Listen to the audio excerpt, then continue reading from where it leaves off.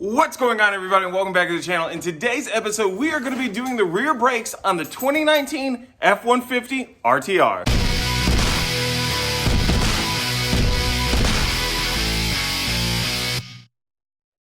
My F-150 was our very first RTR F-150 in 2019. You guys may have seen it out at SEMA. You guys have probably seen it on my Instagram, on the RTR homepages and whatnot. This vehicle, when I got it brand new, had 10 miles on it.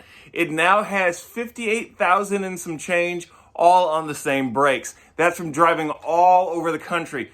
The first 46,000 miles were put on it in the first year. This is my first time changing the brakes out on an F-150. It should be fairly easy, like any brake job is.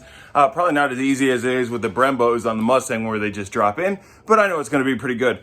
I remember when I did this build on this truck here in the driveway, I had a little bit of trouble getting the jack all the way up in the air for the new suspension and the tires, and I don't want to be unsafe. So I walked across the street, grabbed the jack from my neighbor, and we're ready to go. So I'm going to be using my Craftsman air tank along with this Cobalt impact.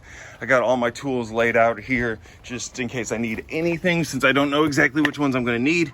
Back here I have the rear of the vehicle jacked up at the diff, and then I went ahead and put my jack points on either side of the axle. Since I don't have the keys to the Mercedes and this driveway is on a slight decline, I went ahead and I put a rock there. But since this thing is used to climbing over rocks, I went ahead and opened up the truck, turned it on because this is electronic, and I switched it into 4-wheel high. That way all 4 wheels are going to be locked up as I'm doing this. So to be able to service the brakes properly, because it does have the electronic e-brake, what we want to do is get our brakes into service mode. So to do that, what we got to do is put our key in here, flip it to the on position. Do not turn the vehicle on, just put the accessories to on. Then you're going to push in your e-brake at the same time holding down the gas pedal, and then turn the vehicle off. You'll then turn the vehicle back on, give it a second, and it should say that it is in maintenance mode. There it is. Now we can get to work. My RTR wheels came with this lock, so I'm gonna need this here, and then I went ahead and I grabbed this, 21 deep socket. I'm gonna slap that on there, put the impact on it to get these wheels off. I don't know who it was that put these wheels on here last, but they're on there tight. The impact won't get them off, and I tried to use my breaker bar, and I broke it. Just about got this wheel off. What ended up working was using the cross and the broken breaker bar. Give me enough leverage to get this off. So let me get this last nut off here real quick, and then we'll get to the brakes. Here you can see the electronic e-brake and how that functions. All right, so I need to figure out exactly how I'm gonna go about this. You can take out these 2 bolts here, and then that just removes this whole cradle here. But it looks like with these, it might just be best to pull out the 2 bolts right here on the back. So I think that's probably what we're gonna do. So since this bolt right here is bigger than an 18, this looks like this might be like a 24 or something. It's a rather large bolt. I ended up taking out the bolts right here that held in the whole caliper setup. These here are just a 13. You can see that you can have the torque spit go in the end if you choose, and then you just put a wrench right here at the other side of this here to stop this from spinning when you start turning your bolt out. And then after you get that off, this just slides off the top. And as you can see, here's your brake pads, and you just slide them out the front. So I believe this is actually the way you're supposed to do it. Like I said, this is the first time I'd ever done one of these, so I wasn't really sure. So hopefully you're not one of those people like me who just looks at the video 1 second at a time and says, okay, this is what I'm gonna do, and you watched ahead and saw that I made that mistake. Here's our brake pad right here. There's not a whole lot left. When Gabby took this into the dealership, they said there was about 4% life left on it. It is pretty low, and I was starting to hear some scraping here. It just wasn't sounding good on these. So what I'm gonna do is just slide this back one out here as well. As previously I talked about it being so easy. There you go, just get one end started and there you go. I got these Duralast brake pads here from AutoZone. These were, I want to say like 23 bucks. Not too bad. I've used Duralast in the past and they haven't done me wrong. I do normally use like a Hawk or something different when it comes to the performance vehicles that we have around here. But since this is kind of our daily driver hauler, and doesn't do a whole lot of performance driving anymore, we just go ahead and use this. For the front, I'll probably use something a little bit beefier because that's where the majority of your stopping power comes from, but for the rear, these are gonna do just fine. So with our new brake pad here, we're just gonna go ahead, start one end in like I did when I pulled them out, and then pop in the other side, slide it forward, and it's just that easy. We're gonna do the same thing just like that with the rear. Get it slid into the clips.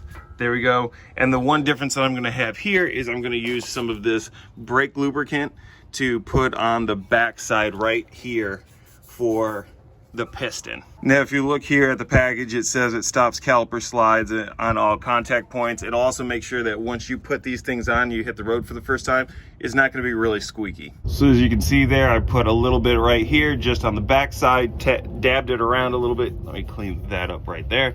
And that should be good where the piston meets. Now, one thing we are probably gonna have to do here is slide this piston back in. As you can see, it's partially out. This here is because that's where the caliper was sitting with the brake pads at their lowest. And as you can see right here, there's quite a bit of difference between these pads. So these are definitely gonna do a lot better than what we had in here. Now, this one does look like it might be a turn-in. You do have different types. Some calipers, you just press them in. Some you have to actually turn them in. This looks like this might be a turn-in, but don't quote me on that just yet. So these brakes are a push-in. So what we're gonna do is I have this 6-inch clamp here. Gonna go ahead and start clamping these down to allow the piston to go back inside.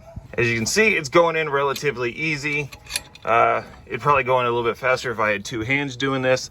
But if you did not have this in maintenance mode, it would not go in this easy. It actually wouldn't go in at all. Ask me how I know. Now with the piston all the way back in, all we have to do is mount it here over our brakes and put our bolts back in place, and we are ready to rock. With our bolts back in place, this one is good to go, and I'm gonna hop over to the other side and get it all lined up and taken care of, and we can drop this back down to the ground. The truck is back on the ground now, got all the wheels tightened and everything looks like it's good to go. This whole job has taken me probably about an hour and a half, an hour and 40 minutes, but I will say that's because I didn't have a large enough C-clamp, so I had to go and get that. And then I was having issues with getting the wheels off. So all of that stuff added probably, I don't know, maybe a 35 minutes to the job, and then figuring out at first, because I did not know about the e-brake, that took a little bit too. So I would say if you actually had everything that you needed and you knew about this e-brake, which you will after watching this video, it would probably take you about 30 minutes to do the brakes on this. With that said, we do need to take the brakes out of service mode. So to do that, we're going to put the ignition back in here, flip it to the accessory on. This time, we're going to hit the gas and pull out on the parking brake, turn the vehicle off, turn it back on, and that will reset it, and we should be good to go. Okay, we're good now. So what we're gonna do is we're gonna just take it around the block real quick and make sure everything worked and that we don't have any excessive squeaking or grinding going on. Taking the truck down the road right now. I've already hit a couple stop signs, not hearing anything that makes me think that we didn't do a good job. So I would say that we now have a successfully operating F-150. All right, that does it for today's video. Thank you guys so much for tuning in. Make sure to go ahead and give this video a big thumbs up if you enjoyed it or you found it at all informative. Make sure to hit the subscribe button if you guys are new. And also hit the bell notification down around here somewhere too, because trust me, you guys are not gonna wanna miss out, because you're gonna watch one video and be like, hey, where'd all that stuff come from? I gotta go back and watch the other videos. And before you know it, you spend your whole day watching my videos, which I don't mind, but trust me, watch it as they come out. You don't have to miss anything. We got quite a few cool videos coming up for you guys. We're gonna go in depth in everything that you need to convert your 15 to 17 Mustang over to an 18 plus. I've had a lot of people asking about everything that I had to do to this vehicle, so we're gonna go over each and every piece. We're also gonna go over what it took to turn the vehicle from a 2017 RTR Spec 2 to a 2018 Spec 2. And then, to top it all off, we're gonna go up north to go visit my brother Max and see everything that's in his garage. So make sure that you guys tune into those videos. Thank you again for tuning in, and I will see you in the next one. Peace.